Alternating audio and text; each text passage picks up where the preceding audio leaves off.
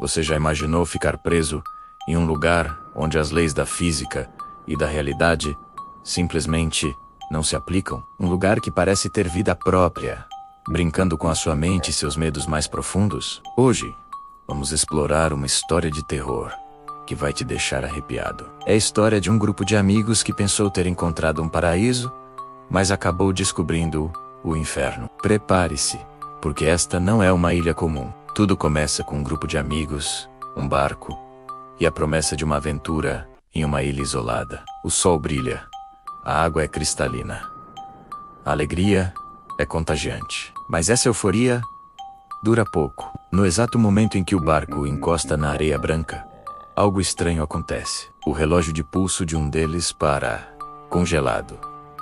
Eles acham que é só a bateria, mas logo percebem que não. Nenhum dispositivo eletrônico funciona direito. Celulares, todos marcam horas completamente diferentes, como se cada um estivesse em um fuso horário particular e caótico. Já é um mau presságio, mas eles decidem ignorar. Afinal, vieram para se desconectar, certo? À noite, a verdadeira natureza da ilha começa a se revelar. Reunidos na única cabana que encontraram, um sentimento de inquietação toma conta de todos. Pela manhã, o primeiro choque real.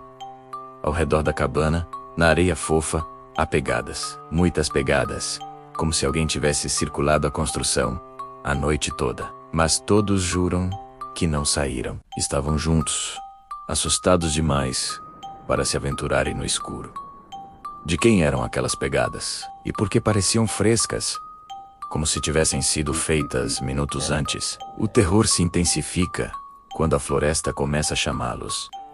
Literalmente, voz suave, vinda do meio das árvores, chama o nome de cada um deles. Mas não é uma voz qualquer, é a voz de alguém que eles amam. A mãe, o pai, um irmão, a pessoa amada. A imitação é perfeita, carregada de emoção e saudade. É uma isca cruel, um teste de autocontrole para não correr em direção ao desconhecido, em busca de um conforto que, no fundo, eles sabem que não está ali. A necessidade básica de sobrevivência se torna mais um jogo psicológico. A única fonte de água doce da ilha tem um gosto estranho, metálico, mas a sede fala mais alto. Só que minutos depois de beber, eles começam a ter lapsos de memória. Pequenos buracos no tempo, conversas que não se lembram de ter, ações que juram não ter feito. A ilha não está apenas isolando-os do mundo. E então vem a sensação mais arrepiante de todas. Aquele sentimento de estar sendo observado. Um som de respiração constante, bem atrás do ombro. Você sente o ar quente na sua nuca. Instintivamente, você se vira rápido, o coração na boca, pronto para confrontar quem quer que seja. Mas não há ninguém, apenas o silêncio e a brisa do mar. Mas a respiração volta assim que você se vira de novo. É um tormento sem fim, a certeza de uma presença que seus olhos se recusam a ver. À noite, as lanternas se tornam sua única fonte de segurança. Mas a ilha distorce até isso. Ao iluminarem o caminho, percebem algo errado com as sombras. Cada pessoa projeta não uma, mas duas sombras. E a segunda sombra, ela se move de forma independente, enquanto você está parado, tremendo de medo. Sua outra sombra dança, se contorce, aponta para a escuridão. É como se um fantasma estivesse preso a você, tentando registrar o que está acontecendo. Ou talvez apenas para provar a si mesmos que não estão enlouquecendo, eles tiram fotos. Mas o resultado é aterrorizante. Nas imagens, há mais pessoas do que realmente estão ali. Rostos desconhecidos, figuras sombrias no fundo, sorrindo para a câmera. Quem são eles? Fantasmas? Ou talvez os antigos visitantes desta ilha amaldiçoada? A própria geografia do lugar parece ser uma piada de mau gosto. Eles tentam mapear a floresta, criar trilhas seguras. Mas a floresta muda de lugar. Uma trilha que ontem os levou até a praia, hoje os leva para um penhasco íngreme. O caminho de volta para a cabana desaparece, substituído por uma densa parede de árvores que não estava lá antes. Eles estão presos em um labirinto vivo, que se reconfigura constantemente para mantê-los perdidos.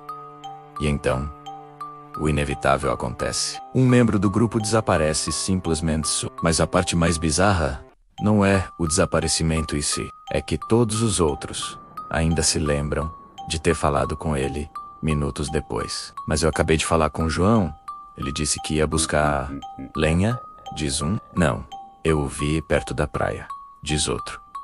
As memórias são vívidas, reais, mas a pessoa não está em lugar nenhum. A ilha não apenas apaga pessoas, ela reescreve a realidade para confundir quem fica. No meio da noite, um som estático quebra o silêncio. O rádio antigo na cabana, que eles presumiam estar quebrado, liga sozinho. E o que ele transmite gela a espinha de todos. É a voz de um narrador monótona e fria, descrevendo exatamente o que eles estão fazendo naquele momento. Agora, a garota de cabelo loiro se encolhe no canto, abraçando os joelhos. O rapaz alto olha para a porta, segurando um pedaço de madeira. É como se a própria ilha estivesse narrando o seu fim. A natureza, que deveria ser neutra, também parece estar em pânico. De repente, uma onda de insetos foge da floresta em massa. Aranhas, besouros, centopeias, correndo em direção à praia, como se estivessem fugindo de algo terrível que se aproxima da escuridão. Se as criaturas que vivem ali estão com tanto medo, o que diabo está vindo para eles? Explorando a cabana em busca de respostas, eles encontram algo nas paredes de madeira. Nomes, dezenas de nomes riscados, alguns antigos, outros mais recentes, visitantes anteriores. E ao lado de cada nome, uma data. Eles leem a lista com um pavor crescente, até que encontram, lá, no final da lista, riscados com uma precisão assustadora, estão seus próprios nomes. A ilha já sabia que eles viriam. Já os havia marcado como seus. De repente, o céu noturno se torna vermelho sangue por alguns segundos. E nesse exato momento, um grito ecoa pela ilha. Não é um grito só. É um grito coletivo. Como se centenas, talvez milhares de pessoas estivessem sofrendo ao mesmo tempo. Uma onda sonora de pura agonia que atravessa a alma. E então, silêncio. O céu volta ao normal, mas a memória daquele som jamais os abandonará. Até os reflexos mentem. Em um pedaço de espelho quebrado, eles buscam algum resquício de normalidade em seus próprios rostos. Mas o espelho tem outros planos. Mesmo que a pessoa esteja séria, com um rosto contorcido de medo, seu reflexo sorri. Um sorriso largo, maníaco, que não pertence a ela. É como olhar para uma versão possuída de si mesmo. O tempo perde todo o sentido. Ele acelera e desacelera, sem aviso. Alguém pisca, e quando abre os olhos, a noite virou dia. Uma hora inteira se passou no piscar de olhos. Outras vezes, um minuto parece durar uma eternidade. Cada segundo se arrastando com uma tortura sem fim. Como se pode escapar de um lugar que controla o próprio tempo? Em um momento de calmaria aparente, uma figura surge na praia. É uma criança pequena, completamente molhada, parada em silêncio na beira da água. Ela não fala, não chora, apenas levanta o bracinho e aponta para o mar. Eles congelam, sem saber o que fazer, e tão subitamente quanto apareceu, a criança desaparece, como uma miragem. Que ela queria mostrar. Como se em resposta à pergunta, o mar começa a recuar. Muito mais do que uma maré baixa normal. A água se afasta por centenas de metros, revelando o leito do oceano. E lá expostas estão estruturas antigas, ruínas de uma cidade submersa. Ou talvez ossadas. Milhares de ossos humanos espalhados pelo fundo do mar, como um cemitério aquático. O sono não traz alívio, apenas mais terror. Todos que conseguem dormir sonham com a